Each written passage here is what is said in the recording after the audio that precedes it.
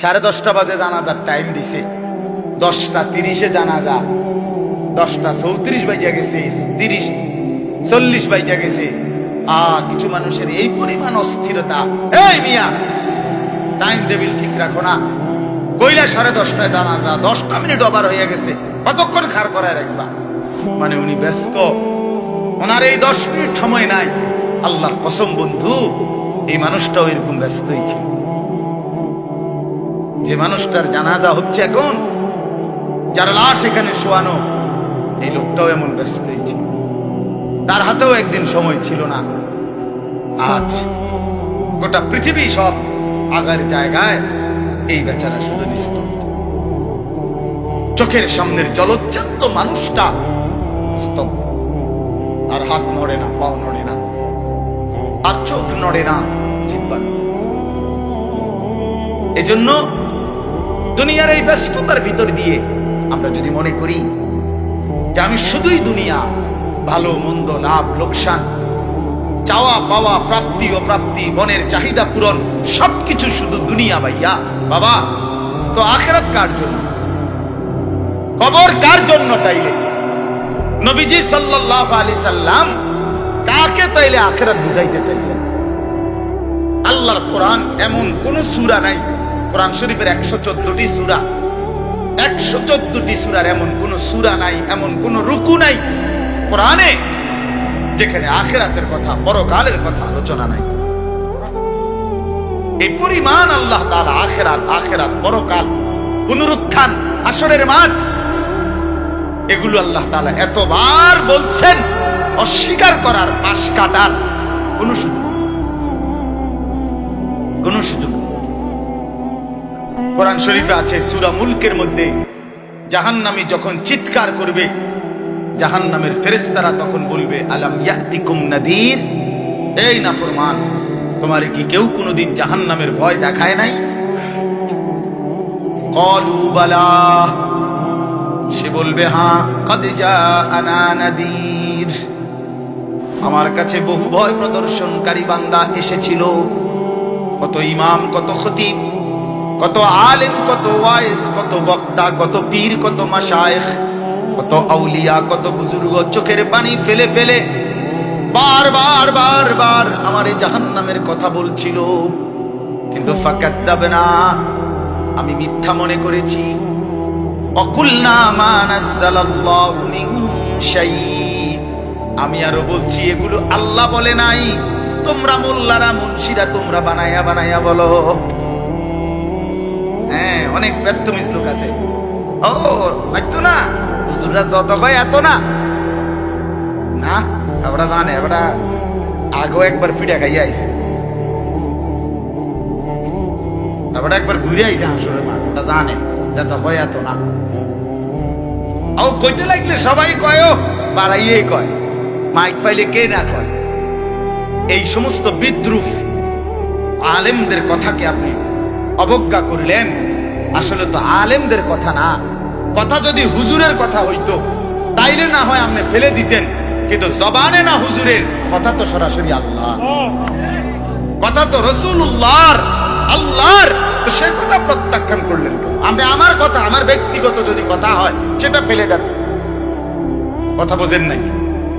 কিন্তু উলামায়ে কেরাম আপনাদেরকে নসিহতের মাধ্যমে নিজের ব্যক্তিগত হুজুরদের কথা বলে না, কথা বলেন না কেন? কার কথা বলে? আল্লাহর কথা বলে, রাসূলুল্লাহ সাল্লাল্লাহু আলাইহি সাল্লামের কথা বলে, তো সেটা বাদ দিলেন কেন? সেটা বাদ দিবেন। আমার ব্যক্তিগত কথা তো আপনাদের ধরতে বলি নাই, আমার ব্যক্তিগত কথা বলি, আপনারা দেখি গ্রহণ করেন কিনা বলেন।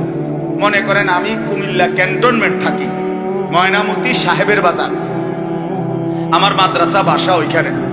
তো আমি কুমিল্লা ক্যান্টনমেন্টে একটা বড় টাওয়ার আছে, গুমতি টাওয়ার, এই গুমতি টাওয়ারের নিচে আন্ডারগ্রাউন্ডে মুদি দোকান এবং তরি তরকারির দোকান।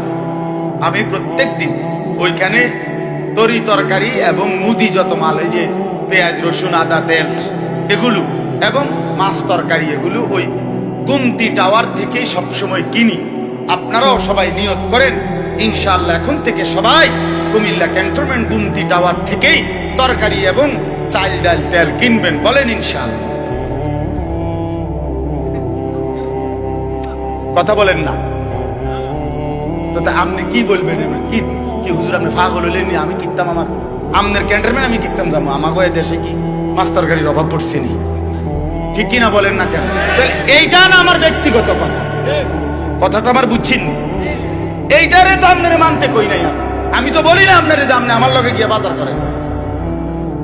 তাহলে আপনি যে বললেন হুজুর এরকম কয়, হুজুরার সব কথা ধরলে চলন যাইতো না বর্তমান জমানায়।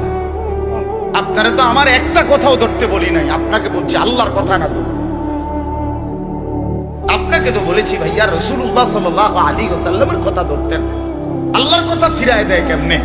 নবীর কথা ফিরায় দেয় বলেন বাবা। মেহেরবানি করে এই জন্য বুঝতে শিখেন, বুঝতে শিখেন। তিনটা জিনিস আমাদের মধ্যে লাজেম থাকা চাই। এক হলো তাওহীদ, দুই হলো রিসালাত, তিন হলো আখিরাত। এই তিন জিনিস ভুলে গেলে মুসলমান হয় না। তাওহীদ ভুলে গেলে অর্থাৎ লা ইলাহা ইল্লাল্লাহ, জীবনের সব ব্যাপারে সব বিষয়ে যা কিছু হচ্ছে, যা কিছু ঘটছে, আমার জীবনের এই সারা পৃথিবীর কায়নাতের সমস্ত নড়া চড়া প্রত্যেকটা বিন্দু বিসর্গ করছেন শুধুই একজন, তিনি আল্লাহ। তিনি কে? লা ইলাহা ইল্লাল্লাহ, আল্লাহ ছাড়া আর কোনো ইলাহ নাই, দেনেওয়ালা আর কেউ নাই, পালনেওয়ালা আর কেউ নাই। এটা তাওহীদ। আর শাজিমের উপর থেকে সাতবক জমিনের নিচ পর্যন্ত যেটা যেমনে যেভাবে আছে সেটা একজনই পরিচালনা করছেন, তিনি আল্লাহ। এই কথা যত দিলের মধ্যে বসাইতে হবে। দুই নাম্বার রিসালাত। রিসালাত মানে হলো মুহাম্মাদুর রাসূলুল্লাহ সাল্লাল্লাহু আলাইহি ওয়াসাল্লাম, এই কথা গ্রহণ করা। এই কথা আবার গ্রহণ করার কি? এই কথা গ্রহণ করা হইল মুহাম্মদ আল্লাহর রাসূল, আল্লাহ আমার জন্য উনাকে পাঠাইছেন। অতএব আমার জীবনের হাসি কান্না আনন্দ বেদনা, রাত দিন, ঘর সংসার বাজার ব্যবসা, আয় রোজগার, স্ত্রী পুত্র পরিজন, কদম কদম বিন্দু বিন্দু নিঃশ্বাস নিঃশ্বাস আমি অনুসরণ করব একজনকে, তিনি মুহাম্মাদুর রাসূলুল্লাহ সাল্লাল্লাহু আলাইহি ওয়াসাল্লাম। এটারে বলে রিসালাত। এটাকেই বলে নবী সাল্লাল্লাহু আলাইহি সাল্লামকে চেনা, এটাকেই বলে নবী সাল্লাল্লাহু আলাইহি সাল্লামকে ভালোবাসা, এটাকেই বলে নবী সাল্লাল্লাহু আলাইহি সাল্লামকে অনুসরণ করা। আমার ভাইয়া, আল্লাহর দোয়াই আপনি আপনার জায়গাতেই থাকেন, আপনি আপনার তরিকাতেই থাকেন, আপনি আপনার পীরের কাছেই থাকেন, যে যেখানে আছেন থাকেন, কোনো অসুবিধা নাই। শুধু নিজেরে ধোঁকা দিয়েন না, ধোঁকা খাইয়েনও না, কাউরে ধোঁকা দিয়েনও না। আল্লাহ রাসূল বলছে আল মুমিনু লা ইয়াখদাউ ওয়া লা ইখদাউ। খেয়াল করে শুনেন এই কথাটা। মুমিন, নবীজি বলছে, কোন ঈমানদার কাউকে ধোঁকা দেয় না। খোদার কসম নবী বলছে ঈমানদার ধোঁকা খায়ও না। লা ইয়াখদাউ অর্থ সে ধোঁকা দেয় না, ওয়া লা ইখদাউ অর্থ নিজেও ধোঁকা খায় না। অতএব রাসূলুল্লাহ সাল্লাল্লাহু আলাইহি সাল্লামের সাথে সম্পর্ক, ভালোবাসা, মহব্বতের সবটা 100 অনুসরণের মাধ্যমে, অনুসরণের মাধ্যমে, অনুসরণের মাধ্যমে। চেহারায় যার দাড়ি নাই সে রাসূলকে ভালোবাসে না, ঘরে যার স্ত্রী বেপরদা সে রাসূলকে ভালোবাসে না, উপার্জনের মধ্যে যার হালাল নাই সে রাসূলকে ভালোবাসে না, জীবনে যার সুন্নত তরিকার অনুসরণ নাই সে আল্লাহর রাসূলকে কশিন কালেও ভালোবাসে না। ভালোবাসে বললে এটা ভালোবাসার নামে ধোঁকা, মিথ্যাবাদিতা ছাড়া আর কিচ্ছু। হাসরের ময়দানে মার খাইয়েন না, ধরা খাইয়েন না। কথা বুঝছেন না? এখানে গাছ জোর দেখাইয়া হয়তো আমনে চিৎকার দিয়া হুঙ্কার দিয়া এই কইয়া সেই কইয়া খাইয়া দাইয়া বিরানিয়ে খিচুড়িয়ে মিল্লা পার হইয়া গেলেন আর কি। কিন্তু কবর আখেরাত এত সুঠাম। আখেরাত হাসরের মাঠ মামুর বাড়ি না, হাসরের মাঠ নানার বাড়ি না, আমনের চাচার শ্বশুর বাড়ি না। হাসরের মাঠ সেই মাঠ ১৬ লক্ষ আম্বিয়া, আদম থেকে মুহাম্মদ সাল্লাল্লাহু আলাইহি সাল্লাম পর্যন্ত সমস্ত নবী রাসূল যে মাঠের ভয়ে আল্লাহর কাছে দিবানিশি কাঁদছেন, সেই মাঠের নাম হাসরের মাঠ। সব নবী, সব নবী আল্লাহর কাছে হাসরের মাঠের ব্যাপারে দোয়া করছে। আমাদের নবী সাল্লাল্লাহু আলাইহি সাল্লাম পর্যন্ত যার কোনো গুনাহ নাই, যিনি নিষ্পাপ, সেই নবীজি পর্যন্ত 5 ওয়াক্ত নামাজের পরে সব আলেমদেরকে জিজ্ঞাসা করেন, নবীজি নিয়মিত 5 ওয়াক্ত নামাজের পরে দোয়া করতেন, আল্লাহুম্মা হাসিবনি হিসাবান ইয়াসীরা, আল্লাহ হাসরের মাঠে আমার ভয় লাগে, আমি মুহাম্মদের, আপনার বন্ধুর হাসরের মাঠের হিসাব সহজ করে দিয়ে। নিজের ব্যাপারে বলছে। এই জন্য বাপ রাগ হইয়েন না। 1 নম্বর তাওহীদ, কলিজার ভিতরে ঈমান মজবুত করতে হবে। 2 নম্বরে রিসালাত, জিন্দেগীর মধ্যে রাসূলুল্লাহ সাল্লাল্লাহু আলাইহি সাল্লামের অনুসরণ নিশ্চিত করতে হবে। নিশ্চিত করতে হবে। কেন মিসওয়াক করেন না? আপনি জানেন নবীজি মিসওয়াক করতেন, এই জন্য করেন। কেন দস্তরখান বিছায়া খানা খান না?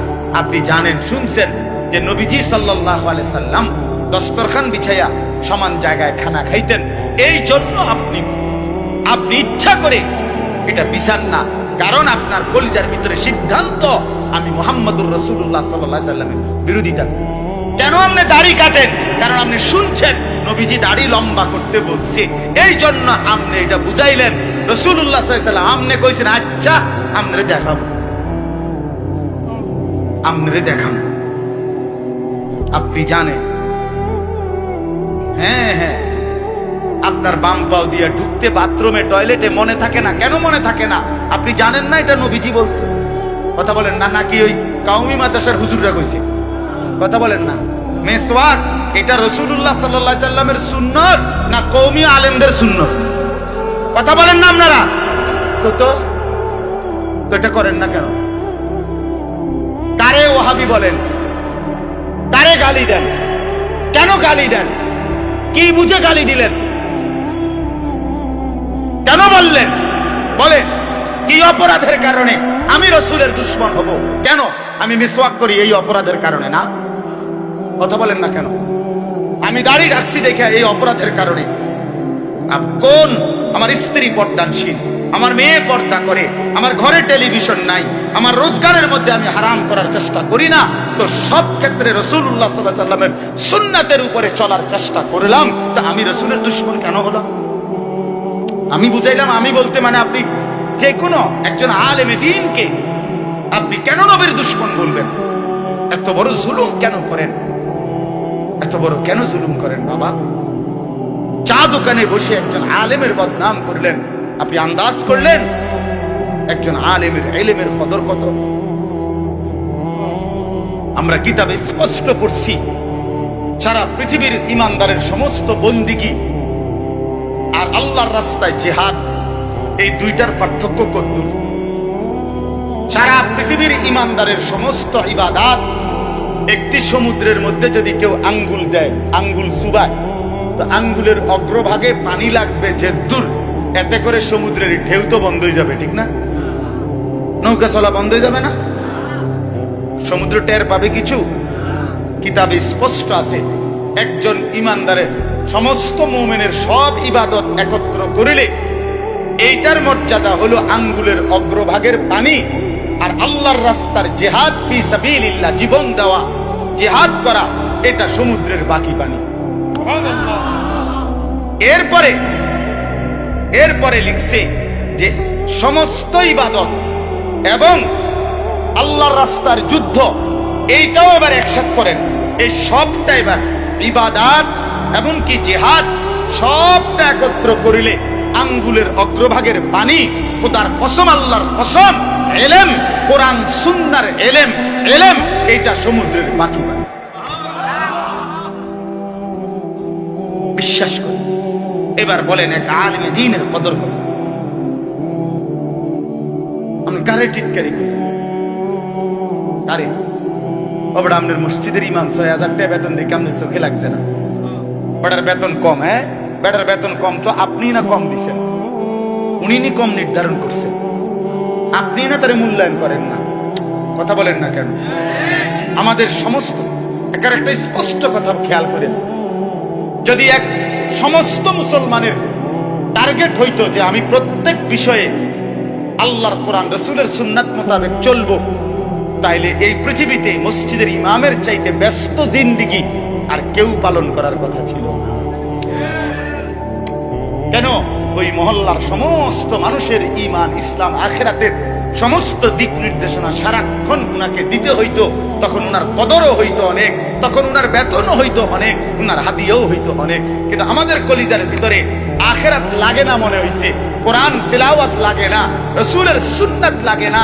মেয়ের বিয়েটার মধ্যে নবীর সুন্নাত কি এটা জানার দরকার নাই, ছেলের বিয়েটার মধ্যে নবীর সুন্নাত কি এটা জানার দরকার নাই। ওই হত্যার মাতব্বর মিল্লা তারা ঠিক করছে বিয়েটার মধ্যে চেয়ার হইব 200, টেবিল হইব মোট 30টা, গেট হইব একটা 70,000 টাকা দামের গেট, হাইয়েস্ট গাড়ি যাব 60টা, প্রত্যেকটার মধ্যে বেড়া বেড়ি মিল্লা বইব 14 জন, তো 5টার মধ্যে 5 14 70 জন। এরপরে দিয়া গেটে দিব 2000, বাজে খরচ হইল 3000, এই হইলো 5000। এগুলো হইলো হিসাব। আর হুজুরের আইয়া কয়ে গেছে রবিবারে মাইয়াগার বিয়া, দুপুরে দুগা ভাত খেয়ে যায়।